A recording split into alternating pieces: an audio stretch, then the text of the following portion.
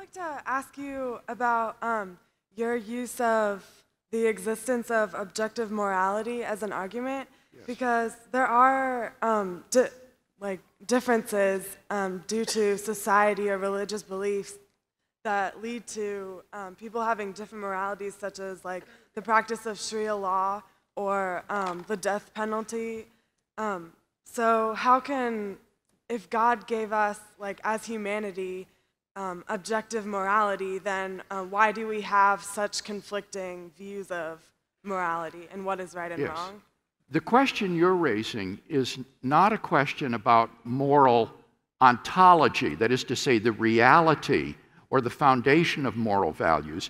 Your question is about moral epistemology, that is, how do we come to know moral values and duties?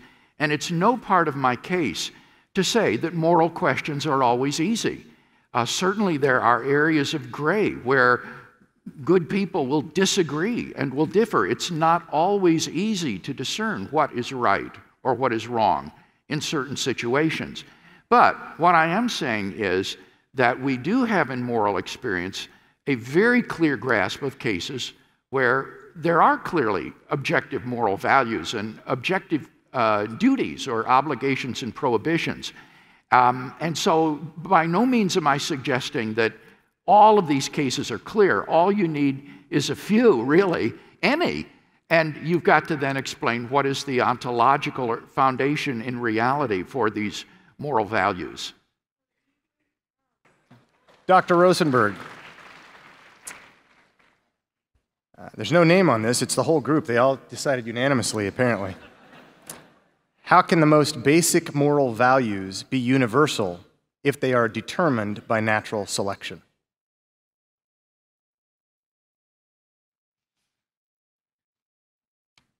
That's a question for evolutionary anthropology. That is, it's the question, assume that there are a set of moral norms, behaviors, values that are universal, that obtain in every culture. How could that happen? Well, first of all, the explanandum, the proposition describing what is to be explained, of course, is false, and therefore it's difficult to satisfy the request for an explanation. It's not the case that there are universal moral values. Moral values differ on our Earth and have over time, owing to important ecological differences between the communities that have emerged at various times in various places on our planet. But now let's just slightly change the question to insofar as there is a commonality among all human groups in regard to the moral norms that they adopt, how could this have emerged as a result of a process of blind variation and natural selection? So, for example, human cooperation, a commitment to fairness and to equality, to reciprocity, these are almost universal. There's only a very small number of societies which spurn such moral norms. And why should they have emerged? Well, it's a remarkable fact of recent work by evolutionary game theorists and evolutionary anthropologists and others that it turns out that cooperation, a commitment to fairness and to equality and to reciprocity turn out for creatures like us who found ourselves at the bottom of the food chain on the African savanna 200,000 years ago to be absolutely required for our survival. And in fact, it's because we glommed on by pure blind variation and natural selection to this set of norms of cooperation that we managed to climb up the food chain so that within 100,000 years, we were at the top of the food chain everywhere on the planet. And our own persistence over that subsequent 100,000-year period and our expansion out of Africa is largely due to the natural selection for those almost universal norms of cooperation. And it's a wonderful thing about us. I would just say I think the question isn't the universality of these norms, but their objectivity. Dr. Rosenberg, from Sarah in Seoul, South Korea. You said, God chose it, whatever it may be, because it was morally right, unquote. Where does the standard for morally right and wrong come from, and what is the logical basis for this order? Well, I don't have the slightest idea, but what I do know is that God's command cannot be such a basis. Assume God exists, assume He commanded us to obey certain moral norms. The question becomes, are those the right moral norms simply because He commanded them, holding the threat of hell to our heads? Or did He command them in His wisdom and goodness because they are the moral right ones? And the answer that we all agree to is the latter, that He chose them for us because they are the morally right ones. And it can't be rocket science what makes them morally right. It's not like interpretation of quantum mechanics. We all know what makes the morally right values morally right. And it's not merely the fact that God chose them. He chose them because they were the moral right ones. And therefore, you cannot argue for God's existence from the existence of morally right norms. But what the origin, what the basis of moral objectivity is not a question to which I have, at this time, a satisfactory answer. And, of course, as I am at pains to point out, that's not a material question in this discussion. I think this is one of the most powerful arguments for the existence of God. And rooting moral values and duties in God can take either two forms. Dr. Rosenberg alluded to one form, which is called voluntarism, which is what Occam held.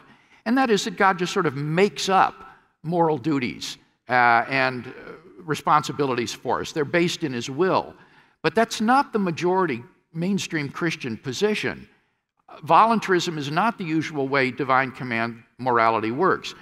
The majority position would be that God Himself is what Plato called the good. God Himself is the paradigm of goodness, and His commands are reflections of His own character. So it's not that God commands things because they're right independently of Him, that there's some good outside of God to which He's subservient. Rather, God is the good, and His commandments are reflections of that good character toward us. And so they're not arbitrary, but neither are they based on something independent of God. And I think this gives a very credible foundation for moral obligation and prohibition as well as moral value, which the atheist cannot provide. And I think it's just the assertion that God is good because God is good, without adding any content to found, to ground, to substantiate the claim. So God's goodness cannot consist in His obeying His own moral norms because God could not disobey them. So it makes no sense to say that His goodness consists in His obeying His own moral norms. Not to mention that in the Old and the New Testament He doesn't do it very often. But that's another matter. The real problem is if you assert that it's God's goodness in which the foundation of the moral norms consists, then you have to go on and say, unless you think it's like quantum mechanics, what does that goodness consist in? And if you simply say it's God's goodness because He's good, that's not an answer to the question. We need some content to the claim that His goodness grounds the objectivity, the rightness, the correctness of the moral norms. And merely saying He's good over and over again doesn't do it. This is the open question argument in metaethics, and it dogs divine command theory just as fully as it daunts utilitarianism or Kant or social contract theory or ideal observer ethics. Yeah, well, I don't think that that's an insuperable problem. God, by His very nature, is the greatest conceivable being. He's a being that is worthy of worship, and only a being which is perfect goodness can be worthy of worship. And the greatest conceivable being would not simply be good by conforming to some other standard. He would be the paradigm of goodness. He would be like the old meter bar in Paris, which defined what a meter was, not by conforming to some abstract length, but by being the paradigm of what a meter is. And it makes no sense to ask, why is the meter bar a meter long? It is the paradigm for what that is. And similarly, God, I would say, as the greatest conceivable being, a being worthy of worship, is the good, and this is defined in terms then of the character qualities that he has, like compassion, fairness, love, justice, and so forth. So it's not a contentless claim.